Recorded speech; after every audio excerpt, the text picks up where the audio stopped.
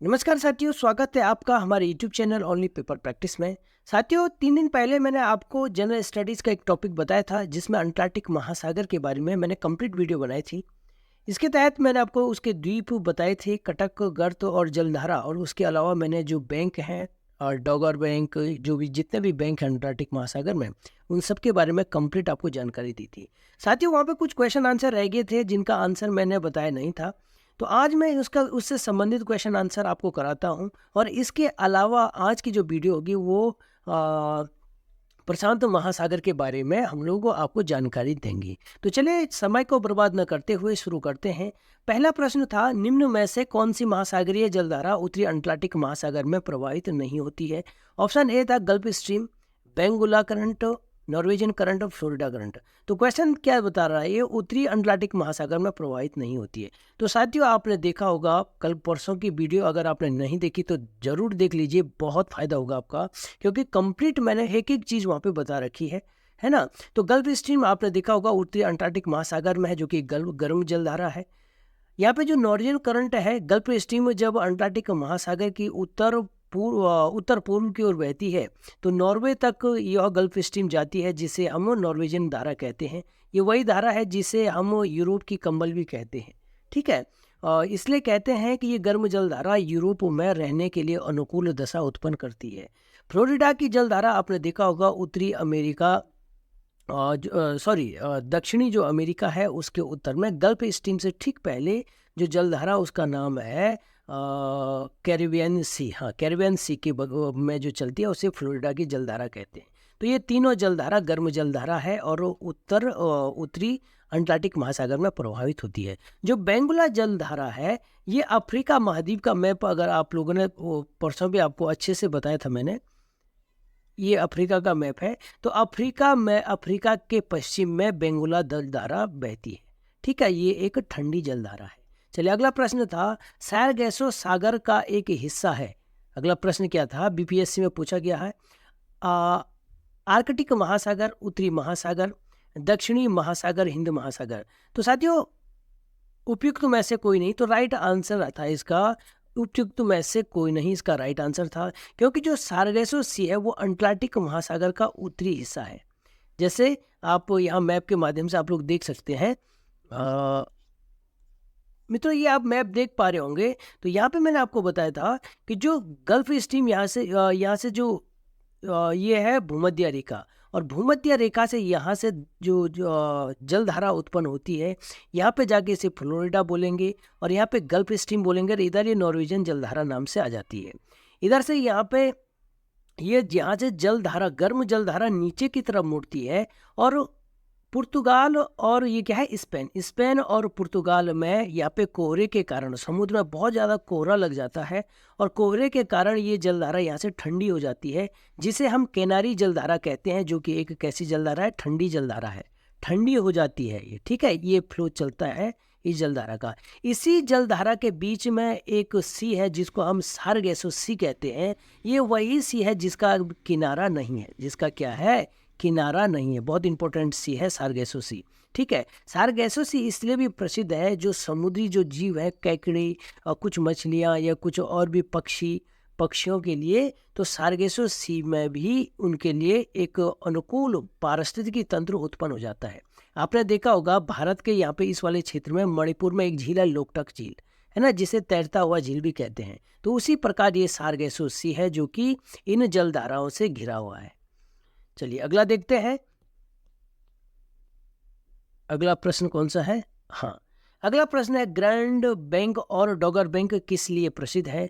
तो right answer था इसका, ऑप्शन ए है पर्ल फिशरीज, बी है सेलो वाटर फिशरीज, सी है डीप वाटर फिशरीज, और डी है प्रवाल भित्तियाँ। तो मित्रों, राइट आंसर था, मैंने पर्सनल डिटेल से बताया था कि कौन का ग्रैंड बैंक और डॉगर बैंक क्या है। तो राइट आंसर है इसका पर्ल फिशरीज, पर्ल फिशरीज, यानी नहीं, सॉरी मित्रों, राइट आंसर इसका होगा पर्ल फिशरीज, नहीं होगा, shallow water fisheries. Shallow water fisheries के लिए ग्रैंड बैंक और डॉगर बैंक प्रसिद्ध है। मित्रों, बता देते हैं ये बैंक क्या होते हैं। बैंक अगर आप सामान्य तौर पे देखें तो जैसे आपका हमारा बैंक है जहाँ पे बहुत सारा पैसा हमारे पास रहता है ना, कुछ उसी प्रकार समुद्र में भी कुछ बैंक हैं। वो बैंक, माना कि ये समुद्र है और समुद्र के ऊपर ये पानी है।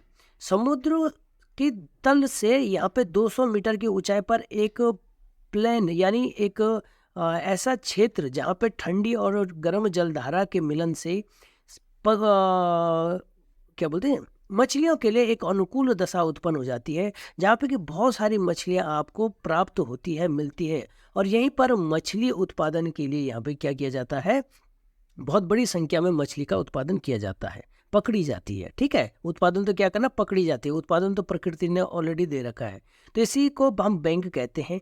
तो जो ग्रांड बैंक है आपने देखा होगा न्यू फाउंडलैंड जो कनाडा के पूर्व में है, और जो डॉगर बैंक आपने देखा होगा उत्तरी सागर में है ना। तो एक बार फिर से देख लीजिए, मैप में भी देख लीजिए कहाँ पे है ये ग्रांड बैंक और डॉगर बैंक, ये यहाँ पे है।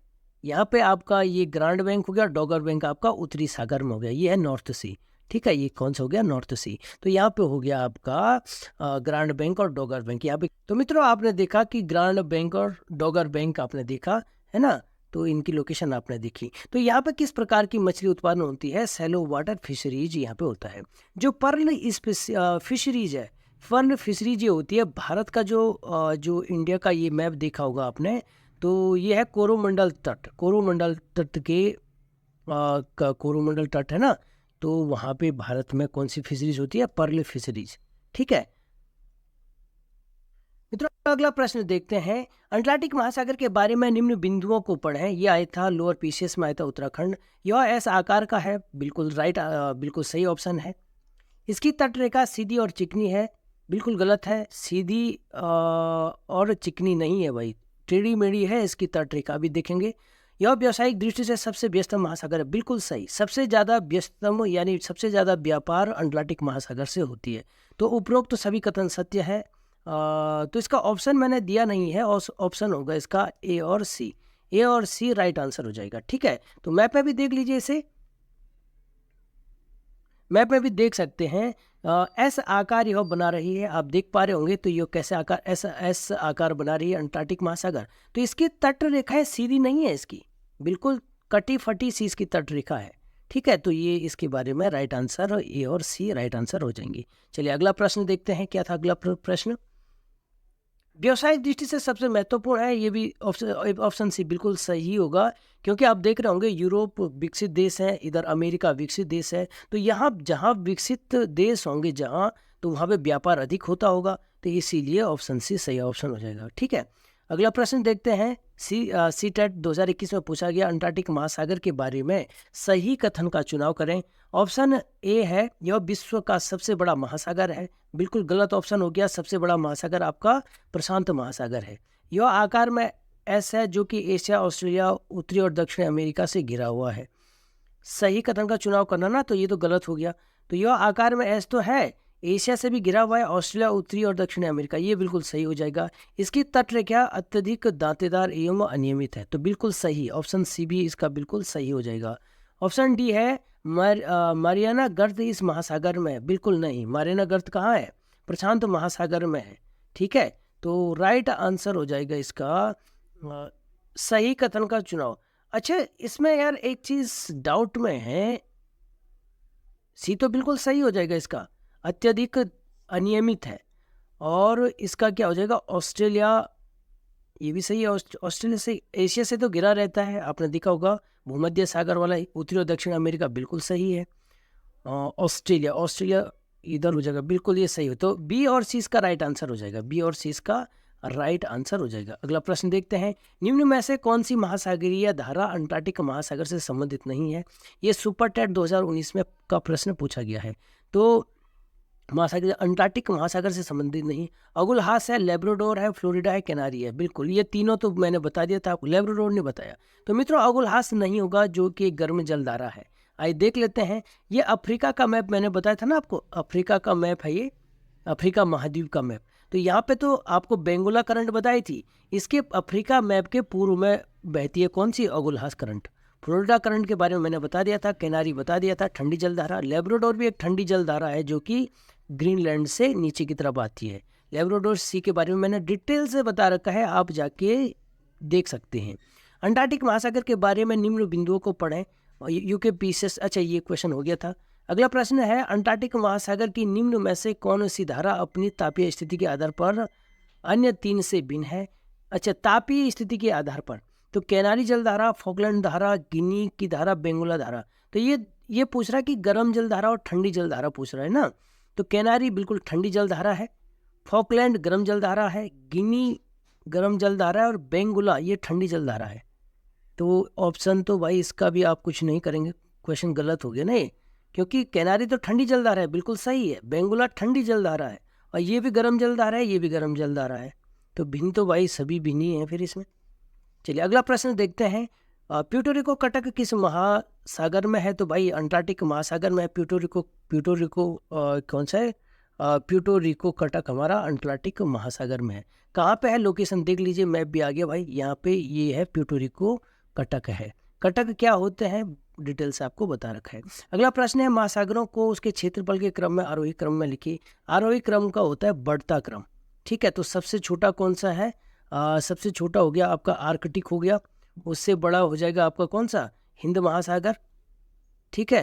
इंडियन ओशन हो जाएगा, इंडियन ओशन हो जाएगा, उससे बड़ा हो गया आपका अटलांटिक ओशन हो जाएगा, उससे बड़ा आपका पैसिफिक ओशन हो गया, ठीक है। तो आरोही क्रम यही तो हुआ ना, बढ़ता हुआ क्रम, तो ये आपका राइट आंसर हो जाएगा, ठीक है। मित्रों यही था आज, थोड़ा सा मैं आपको प्रशांत महासागर के बारे में बताना चाह रहा था। बस थोड़ा सा कहीं जाना है अभी, अर्जेंट कहीं ड्यूटी वगैरह जाना है, तो इसलिए आज ये वीडियो नहीं बन पाएगी। साथियों आज का पेपर प्रैक्टिस सेट यहीं पे समाप्त करते हैं। आप सबका बहुत बहुत धन्यवाद। नमस्कार।